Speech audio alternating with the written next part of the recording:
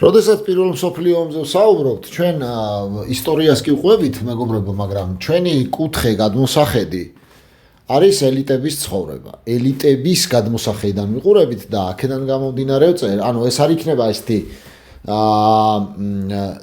მაგალითად, გადმოსახედი ხო სხვადასხვა არის, შეიძლება შევხედოთ სამხედრო გადმოსახედით, შეიძლება შევხედოთ კულტურული გადმოსახედით და ასე შემდეგ და ჩვენი ასე ვთქვათ გადმოსახედი არის ელიტების გადმოსახედიდან, მინდა რომ შეგახსენოთ. ამიტომ აქედან უყურებთ. ანუ რა ხდება იმის შემდეგ, რაც ომი დაიწყო? მოდი აქედან წავიკითხოთ. ხო, აი აქედან joined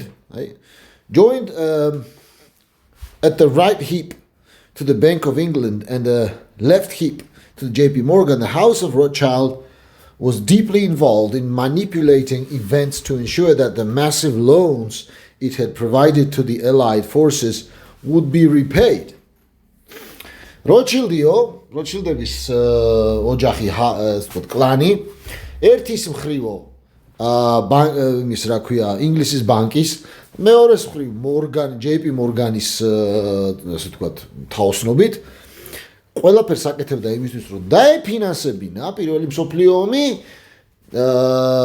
და ასე ვთქვათ, ვის აფინანსებდა, ხო? ინგლისის ბანკი ინგლისს დააფინანსებდა, ხო, სწორია? ინგლისს და საფრანგეთს ამ შემთხვევაში, ანუ ანტანტას ჯგუფს აფინანსებდა და ყველაფერს აკეთებდა იმისათვის, რომ ამოიღო ეს ფულიო.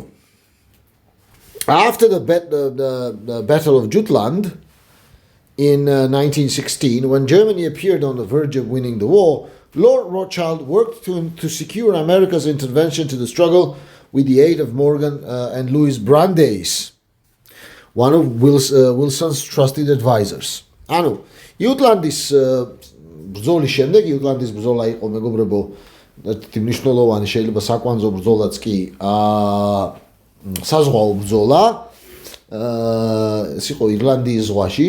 ირლანდიის ზღვაში იყო ბრძოლა, როგორც მახსოვს კი და ანუ მოგეხსენებათ, ბრიტანეთი გამოირჩევა ძალიან ძლიერი ფლოტით, მაგით აყავს მსოფლიო ოკუპირებული და აღმოჩნდა, რომ გერმანია მაგარი წინააღმდეგობა გაუწია. ახლა რომ ვთქვა, რომ ასე ვთქვათ, დაამარცხა თქვი ვერ იტყვი, მაგრამ ძალიან მაღალი რისკი შექმნა გერმანიამ აი ამ ფლოტისთვის. და იმას რა გენერლებს, ბრიტანეთის გენერლებს ბოდიშის მოხდაც კი მოუწიათ, ძალიან დიდი კრიტიკის ქარცეცხლში გაეხვნენ ისინი სახში. და აქედან გამომდინარე, ლორდმა როტშილდმა გადაწყვიტა, რომ ეს უნდა გაგრძელდეს, ანუ ფული აქვს კაცშადებული, უნდა ამოიღოს და გადაწყვიტა, რომ ელიტების დონეზე რომ როგორღაც უნდა ვაიძულოთ ეს, როგორღაც უნდა ამერიკა ჩავრთოთ, ამერიკის შეერთებული შტატები ამ ომში, იმიტომ რომ რისკები იზრდება, რომ შეიძლება გერმანიამ დაგვამარცხოს. და ეს, ასე ვთქვათ, ჩართვა ამერიკისა, მან დაიწყო მუშაობა მორგანების გავლით და ლუი ბრანდეისის გავლით, რომელიც გახდა ამერიკის შეერთებული შტატების პრეზიდენტის ვილსონის ასე ვთქვათ, თანაშემწე მრჩეველი. ანუ ნახე ვილსონს, პრეზიდენტ ვილსონთან, რომელიც არის დასმული პაიკი 1912 წელს დასვეს უბრალოდ ეგ ცალკე ისტორიაა, როგორ დასვეს და მაგას მე მოგიყვებით, მაგრამ აქ თავი რა არის, რომ ახეთ ერთის მხრივ მორგანების და მეორეს მხრივ ბრანდეისის, ლუი ბრანდეისის გავლით როტშილდები წყალებში ჩალიჩობენ, რომ როგორმე ამერიკის შეერთებული შტატები მოამზადონ ომისთვის. თუ არ გჯერათ, სტეფან მილვერ გუდსონის საოცარი წიგნი, არ ვიცი ეს წიგნი როგორ დაიბეჭდა, როგორ გაბედეს ამ წიგნის დაწერა. შეგიძლიათ წაიკითხოთ History of Central Banking and the Enslavement of Mankind. In exchange for this effort, Rothschild received assurance that Lord Arthur Balfour, England's former Prime Minister, the present foreign secretary and leading member of the Round Table, that this group of Zionists would be granted a homeland in Palestine at the end of the struggle. ანუ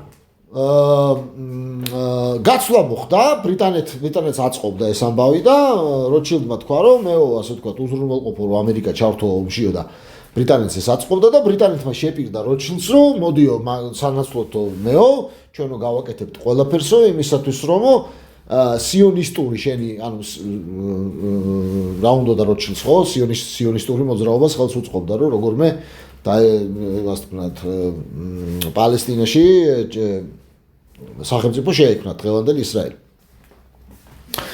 და გაცვლა მოხდა რომ მოდი შენეს უზრუნველყავი რომ ამერიკა ჩაერთოს და ბრიტანეთმა უთხრა რომ ამის სანაცვლოდ ჩვენ პალესტინაში ჩავასახლებთ და შევქმნით ბრიტანეთის პროტექტორატით მოგხსენებათ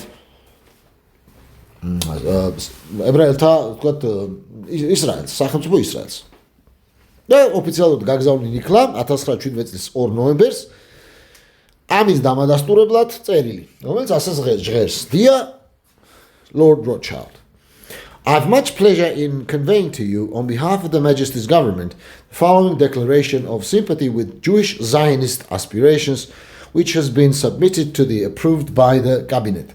His Majesty's government view with favor the establishment in Palestine of the national home for the Jewish people and will use their best endeavor to facilitate the achievement of this object.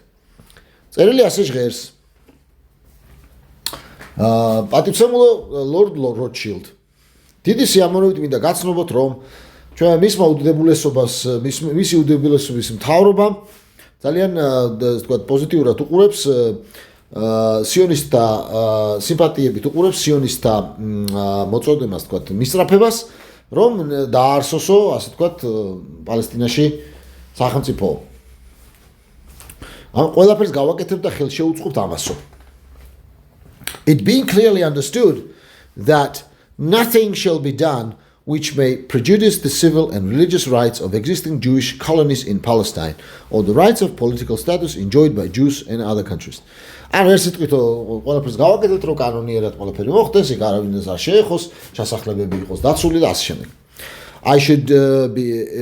be grateful if they would bring the declaration to the blah blah. ძალიან გთხოვთო გადასცეთო სიონისტთა ფედერაციასო რომ ჩვენ მზადავართ ამისთვისო. ხელს აწერს ბრიტანეთის საგარეო საქმეთა მინისტრი არტურ ბალფური, რომელიც ითხრათ რომ როთშილდები და არტურ ბალფური ერთი მრგვალი მაგიდის წევრები არიან, კერძოდ ალფრედ მილნერის მრგვალი მაგიდის ცნობილი მრგვალი მაგიდის deep state-ის რა. This declaration was an inestimable value to the House of Rothschild, since it possessed vast economic holdings in the Middle and Far East and wanted its own state, replete with its own military, to ward off any aggressor that threatened these interests. გარდა იმისა, რომ სიონისტური მისწრაფებები ჰქონდაო, როთშილდს ასევე ჰქონდა თავისი ბიზნეს ინტერესებიც, რა თქმა უნდა, ეკონომიკური ინტერესები, რადგან ახლო აღმოსავლეთში მას უსჭირდებოდა სახელმწიფო, რომელიც დაიცავდა თავისი ჯარით, დაიცავდა მის ინტერესებსო, იქო, ასე ვთქვათ, ეკონომიკური ინტერესებსო. ამას გვაცნობებს ოფიციალური ისტორია House of Rothschild, Andrew Hitchcock 99 წელს. ხედავთ. აი ეს არის უბრალოდ როგორ აქ მინდა შევჩერდეთ. ანუ სიტუაციას ხვდებით, ხო? ელიტები როგორ მუშაობენ. მინდა დააკვირდეთ რა როგორ მუშაობს სამყარო და არა ისე როგორც გაჩვენებენ. ესე არ არის რა, რასაც ტელევიზორში მოусმენან იმაში რა. მაღლა წდება გარიგებებით, რაღაცეებით და შემდეგ ამის გაყიდვა ხდება ბჭყალებში, გაყიდვა მასისთვის, რომ თითქოს რაღაცა ისე მოხდა და ასე მოხდა. სინამდვილეში კი ყველაფერი ეკონომიკური, რესურსული, ლოჯისტიკური თუ რელიგიური, ან რაღაცა ასეთი ინტერესებით ხორციელდება. მადლობა, მეორე ვიდეო დასრულებულია, მომავალ შეხვედრამდე.